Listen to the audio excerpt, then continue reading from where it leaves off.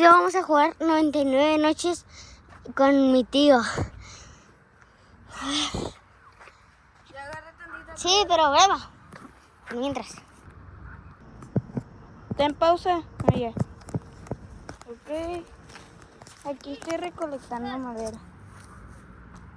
¿Así? ¡Sandiu! Perdón. Bueno, estoy aquí recolectando la madera y piedra. Pero no. Creo que me hablan. Ah, no. Le hablan a otra niña. Son como las que. ¿Qué horas son? Se me hace que si nos hablan, Santi.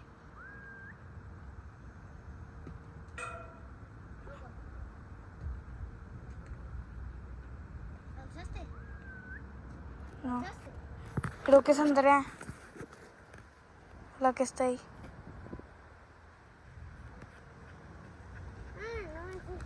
Ah, ya.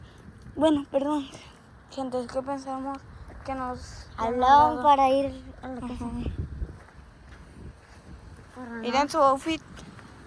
Está chido, camisa, zapatos.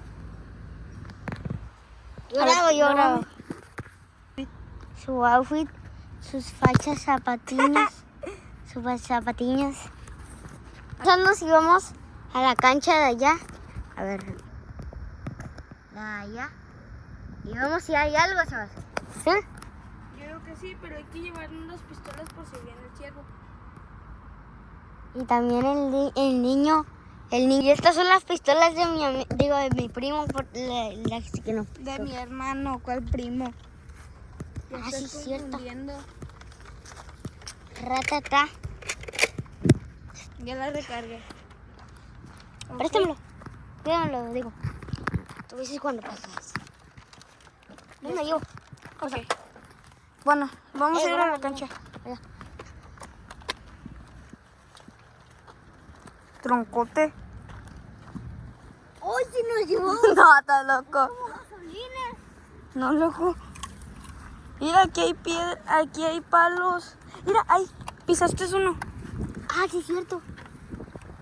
Agarra porque vamos a ocupar.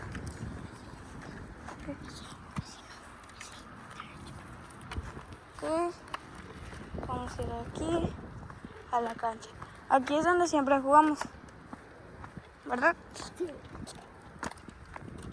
Con nuestros amigos. No podemos decir los nombres porque nos guardan el video, ¿verdad?